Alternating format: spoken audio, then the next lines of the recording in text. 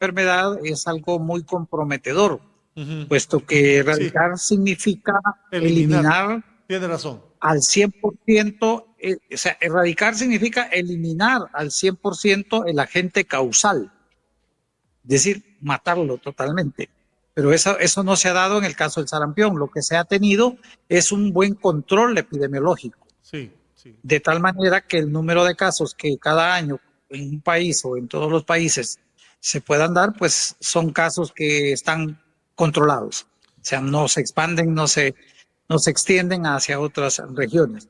Entonces, hablamos de un buen control. El sarampión había tenido un buen control, pero a partir del año 21 es cuando empiezan a presentarse estos brotes que por la movilidad y la característica dinámica que hoy la población tiene, como usted bien lo mencionó, somos países cercanos, el tránsito de personas es muy dinámico hoy en día y eso facilita, agregado al hecho de la poca responsabilidad que los padres, los encargados del menor, que en aquellos tiempos del año 20, 19, 20, 21, eh, por efecto de la pandemia de COVID, se optaron por no salir de sus casas, olvidamos las vacunas, otros optaron por no vacunarse o no vacunar a sus niños y sobre todo el hecho de que después del año 22, 23 se continuó con esa dinámica de no buscar la vacuna contra el sarampión y este es hoy el producto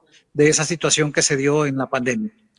¿A qué edad? Porque esta vacuna sigue siendo de aplicación, aunque muchos no la toman, es de aplicación obligatoria, ¿verdad? La Secretaría de Salud la pone a qué edad en los menores de edad. Es parte del esquema Es parte del esquema de obligatorio que debe vacunación, ¿verdad? recibir. Sí, es parte del esquema. Se recibe la primera dosis a los 12 meses, es decir, al Sí, año al de año. edad, y se recibe un refuerzo a los 18 meses. Y se espera que con esas dos dosis la persona tenga una inmunidad permanente en mínimo 50 a 60 años. Ujú. Y aún así hay mucha gente que no acude a las vacunas entonces del sarampión, que la ha dejado de lado. Sí, sobre todo, como le repito, en aquellos años, el año 20, por ejemplo, en el caso de Honduras, estos niños que tenían por ahí un año, hoy tienen, si en el 20, hoy deben de tener, ¿cuántos años? Aldo, 6, ¿verdad? Póngale Los 5 6, años, 5 o 6 años. sí. Si tomamos en cuenta ese dato, estos niños hoy están ingresando a la educación, Primaria. ¿cómo le decimos? Primera, La primaria, antes de básica, la primaria, la básica. básica. O sea, van a kinder, entonces, y si no fueron vacunados, entonces fácilmente eso eh, pues promueve Sí. el resurgimiento con solo la entrada o la llegada del virus de nuevo al país. Entonces tenemos niños susceptibles que no fueron vacunados por esos motivos de la pandemia, más la irresponsabilidad posterior de sus encargados. Entonces hoy es el día que estamos en esa alerta. Esa es la situación. Y esos niños que hoy tienen 5 o 6 años, que no se vacunaron, que sus padres no los llevaron a vacunar, o que no acudieron al centro de salud o al hospital, ¿todavía pueden vacunarse? Bueno, el estándar mundial que recomienda la Organización de la Salud es a los 12 meses y A a los los 18. 18, considerando que el sistema inmunológico de estos niños está en pleno desarrollo y exponerlos al virus a través de la vacuna, pues promueve una mejor desarrollo de esas defensas. Sí se podría, pero habría que consultarle a los expertos en vacunas. Yo no soy experto en el tema, pero la lógica profesional me dice que a riesgo de que puedan enfermar y desarrollar un cuadro de una complicación que puede llevarles al riesgo de morir, como una neumonía o un cuadro de encefalitis por el virus del sarampión, entonces se prevalece más la ventaja de someterlos a una vacuna. Ujú. Ahora, eh, usted me dice que esa vacuna le protege a unos 50, 60 años. He estado escuchando alguna gente decir que los mayores de 50 ya ya no están protegidos. ¿Qué tan cierto o qué tan falso es eso? habría que realizar un análisis de qué condición física, de qué condición de salud se encuentra esa persona de 50 a 60 años.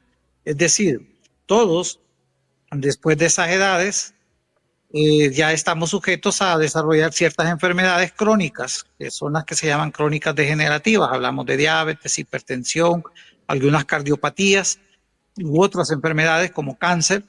Entonces, dependiendo de las condiciones a la cual se encuentre esa persona, entonces se debe de valorar el riesgo y decidir si aplica porque lo protege más versus el hecho de que no esté con esta protección de la vacuna y pueda desarrollar una complicación o la simple enfermedad del sarampión lo puede llevar a una situación fatal.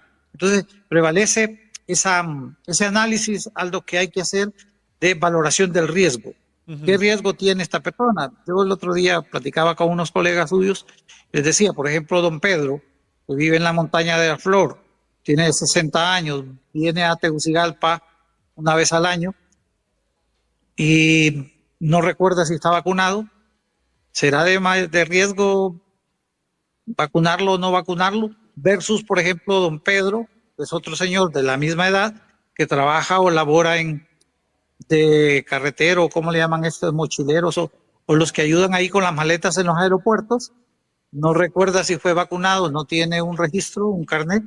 Entonces, pero esta persona sí está en contacto diario con el riesgo. Entonces vale la pena invertir en la vacuna.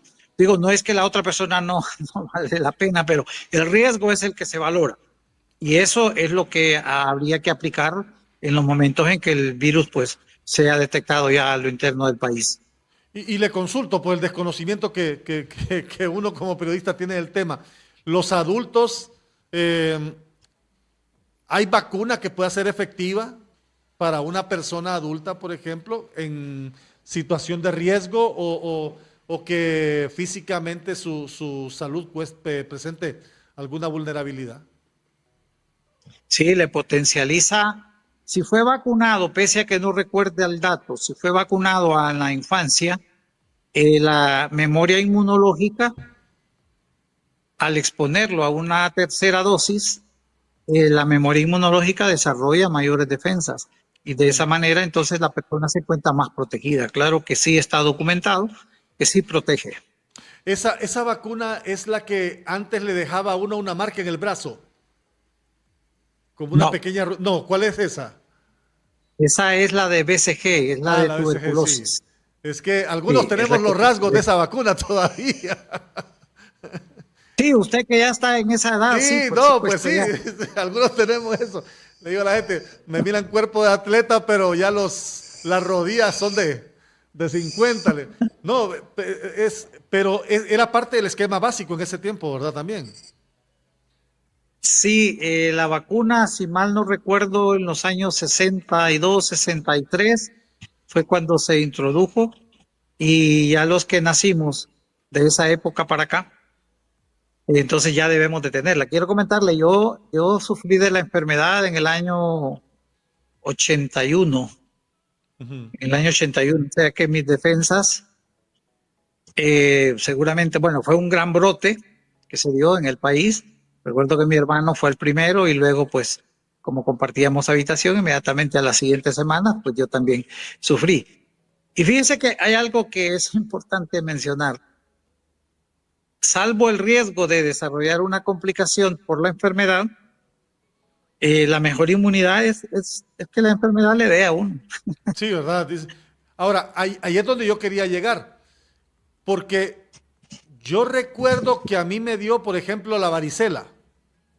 De esa me recuerdo muy bien, pero hay gente que tiende a confundir la varicela con el sarampión. ¿Cuáles son las diferencias? Bueno, más que todo las similitudes es el cuadro que son virales, ¿no? Pero en la varicela es el tipo de lesión en la piel que se da versus en el sarampión, que es una lesión que conformada por una pequeña vesícula de agua que no se da en la varicela. La varicela más es como una pequeña roncha con un color violáceo tirando a rojo. Lo otro es que en el sarampión se producen también en el paciente algunas lesiones en la lengua, las partes laterales de la lengua, que se le llaman las úlceras de Kopling, creo que son, ¿sí? Entonces, eso es característico en el sarampión, en la varicela no se presenta. El cuadro de sarampión es más drástico al inicio, fuertes fiebres, dolor de cabeza, dolor de cuerpo. Varicela es un tanto más benigno el cuadro, ¿sí? Sí, valía la pena la aclaración porque mucha gente tiende a confundirla y algunos ya, por ejemplo, de la edad suya y mía, bueno, usted lo recuerda muy bien porque es muy reciente, pero yo no recuerdo si padecí o no del sarampión, más sí la varicela. ¿Las medidas que se han adoptado son las correctas? Mire, para el control efectivo de este tipo de enfermedades se requiere de tomar medidas de todos los países. O sea, son medidas complementarias, porque de nada sirve que el país aquí adopte tales medidas si el vecino país no lo hace. Parecido a lo del dengue, ¿no? Que si mi vecino no elimina los criaderos y yo sí, pues poco o nada sirve las medidas. Entonces, sí, yo las veo pertinentes, las veo adecuadas, pero sobre todo yo diría el énfasis en analizar quiénes son los niños que actualmente o las personas que actualmente están en mayor riesgo de padecer esta enfermedad. Digo, la vigilancia, fortalecer la vigilancia en los puntos de entrada. Difícilmente vamos a controlar esto o a evitar, Aldo, que no ingrese el virus. Eso va a ser muy difícil, salvo que estos países en los cuales ya han reportado o han identificado que circula el virus del sarampión en su población, salvo que estos países no desarrollen también una vigilancia y una información eficaz, eficiente. Y nosotros, que aún no se ha confirmado la circulación del virus, pues no estemos realizando el análisis sobre esa población que está en riesgo. Digo, ¿quiénes fueron los niños que nacieron en el año 19, 18? ¿Quiénes de ellos se vacunaron, no se vacunaron? ¿Qué hacen estos niños? ¿Dónde viven? ¿Con quiénes viven? ¿Qué hacen sus padres? ¿Sí? Sí. O sea, sus padres están vacunados, no están vacunados. Es un análisis bastante intenso. Sí. Veremos si recupero con el doctor Mario Mejía la comunicación. Ya casi estamos concluyendo, pero me quedaba a propósito de lo que usted decía, ¿qué cuidado debe tener el padre de familia, la madre de familia en el hogar a propósito de esas poblaciones de riesgo, los niños que están en edad de 5 o 6 años y el análisis que hay que hacer a nivel de país, pero ahí internamente en el hogar, ¿qué cuidados hay que tener? Bueno, primero identificar si verdaderamente el niño está vacunado con sus 2 dosis. Si lo está, pues no significa que nos vamos a relajar, ¿verdad? Pero tenemos un nivel de protección que es adecuado para el niño. Lo mismo su entorno, es decir, la vecindad de los otros niños, cómo están sus esquemas de vacunación. Si el niño ya asiste a un kinder o a una guardería, quiénes son los niños que ahí también están o no están vacunados. Es decir, realizar ese análisis. Pero en el caso del hogar, estar pendiente de qué signos y síntomas el niño pueda desarrollar. Si se presentan los signos o síntomas que la Secretaría de Salud ha definido como el cuadro sospechoso de sarampión, pues preguntarse inmediatamente en dónde estuvo el niño hace 4 días, hace 5 días, hace 3 días, con quiénes estuvo, en qué actividades, cómo pudo haber adquirido esto para tener un mejor control del problema. Y ahí lo demás, el tratamiento, pues es en casa, es muy paliativo, líquidos y lo demás, ¿no? Que ya los médicos pediatras recomiendan para este caso. Solo resúmame el cuadro sospechoso. Un cuadro sospechoso, yo lo definiría en este momento primero, bueno, la edad, ¿no?